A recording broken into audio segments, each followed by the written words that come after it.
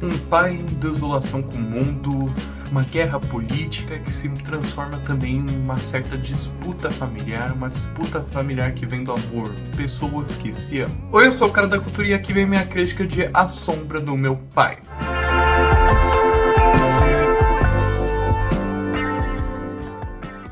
A Sombra do Meu Pai conta a história de uma família nigeriana que está passando por certas dificuldades. Aqui temos a figura desse pai ausente, Capo, o seu nome, que se faz presente no longa inteiro. Ele tenta auxiliar seus garotos que estão meio desolados por justamente nunca ter contato direito com esse pai. Ele sempre está fora, sempre está trabalhando.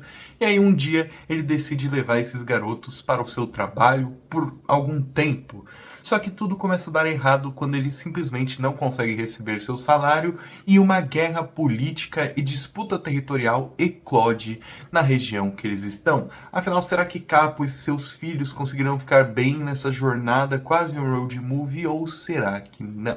A Sombra do Meu Pai é um filme dirigido por Akinola Davis Jr., que estreou nos circuitos em 2025, passou na Mostra de São Paulo e agora está finalmente sendo lançado aqui no Brasil. Além disso, também foi o selecionado da Inglaterra para representar o país no Oscar 2025 no conjunto de filme internacional. E como se sabe até o momento, aparentemente A Sombra do Meu Pai é um filme baseado na própria vida do diretor, no Akinola Davis. Ele é um diretor britânico, né? Justamente por isso que o filme, o longa, está representando a Britânia, né?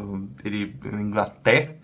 Mas é baseado na vida dele, nas passagens dele pela Nigéria, quando ele era uma criança, justamente. Então aqui temos todo esse contexto político muito forte, muito efervescente, e principalmente temos a retratação da infância, né? O que é ser uma pessoa infanto-juvenil num país, né, que tem toda essa repressão ditatorial, etc., como a Nigéria nos anos 90. Ou seja, aqui temos todo esse contexto político por volta de uma criança, de um ser supostamente inocente e quase onírico. E eu acho muito interessante como o Davis Jr. acaba trabalhando todos esses aspectos no seu filme. Isso porque ele representa, né, a sua infância, ele junto de seu irmão, com seu pai, esse road movie, como eu já havia dito, né, esse quase road movie, de uma jornada que sempre dá errado, de certa forma, mas por dar errado, né, pelo seu pai ter essas desventuras em meio ao seu caminho, esses percalços, por ele nunca conseguir o dinheiro que ele necessita para o que não sabemos muito bem, mas por conta disso tudo é que se surgem espaços para contemplação, se surgem espaços para esses filhos passarem mais tempo ao lado de seu pai. Então acaba sendo essa jornada introspectiva, né, que apesar do mundo estar dando errado para todas essas pessoas, né, essa família inteira, eles pelo menos têm a presença um pouco mais de tempo ao lado de outros. Então esse pai acaba criando mais conexão com seus filhos e tudo acaba sendo incorporado nesse núcleo familiar.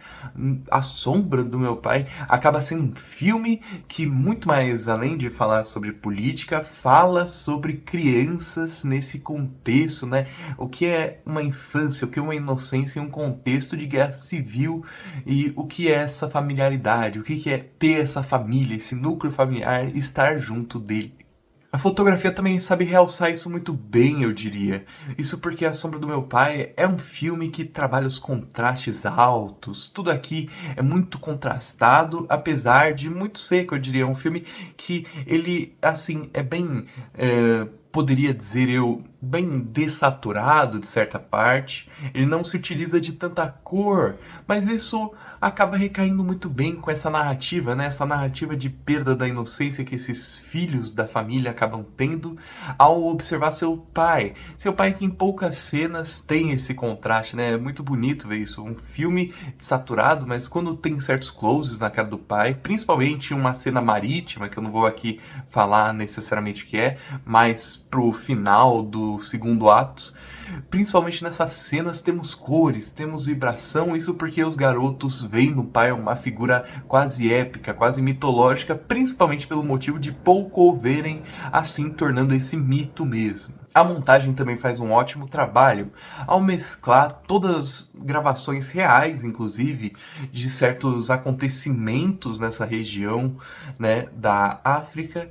Ela consegue, né, essa montagem consegue mostrar tudo que foi essas tensões políticas nessa época dos anos 90, essa repressão ditatorial, mas ao mesmo tempo consegue fazer esse recorte familiar. Isso porque contrastam as imagens também. É um filme de contraste, é um filme que quer falar de dois polos diferentes, totalmente segmentados. Um é política e repressão e violência, e o outro é conchego familiar, é amor familiar, entre muitas coisas desse tipo, né? Amor paternal e amor também fraternal, apesar dele não estar disposto.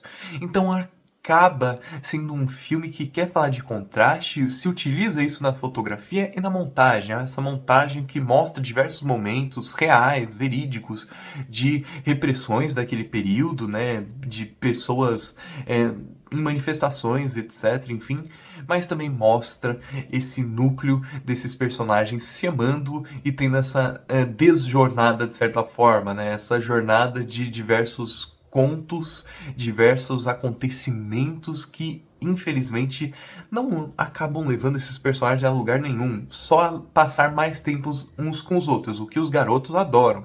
Mas o pai claramente fica instigado por receber esse dinheiro, não consegue, ele continua nessa jornada mesmo desesperançoso, enfim, acaba sendo essa narrativa de contrastes que funciona muito bem, se mescla muito bem com o que a fotografia proporciona, com o que a montagem proporciona. É um filme que fala sobre essas margens que se desfazem de si e vão para caminhos diferentes, mas agora aqui em um único filme, em uma única obra. Ao final, A Sombra de Meu Pai acaba sendo esse filme que fala de opostos, que fala de beleza onde há violência, que fala de família onde há guerra, que fala sobre esse pai que, apesar de não ser presente, ele está presente a partir do momento em que ele trabalha horas e horas a fio e justamente fornece um sustento a esses filhos, mas também fala sobre um pai que não recebe seu salário corretamente, um pai que vive dificuldades inimagináveis e que os próprios filhos não sabem ao certo quem ele é. Ele aparenta as primeiras faces ser um marido com a esposa dos seus filhos, amoroso, dedicado, mas isso logo ao final começa a se desvencilhar dessa imagem. Acaba sendo esse filme que explora os mais dinamismos desse mundo e como esse é um mundo onde nada é certo, tudo tem mais camadas, tudo se revela, principalmente ao olhar desses jovens, né, crianças ainda, infantos juvenis, que ainda sonham, que ainda veem beleza no mundo, que ainda tem o seu oneirismo preservado e observam os mais diversos casos de beleza nesse mundo e que se chocam constantemente com a realidade. Acaba sendo um filme sobre a poesia da vida e do sonhar, o sonhar acordado que nunca ocorre quando a gente entra em contato com a verdadeira realidade após crescermos, nos amadurecendo, etc. Então eu vou colocar aqui para A Sombra do Meu Pai uma nota 7.5 de 10. Eu gostei muito da Sombra do Meu Pai.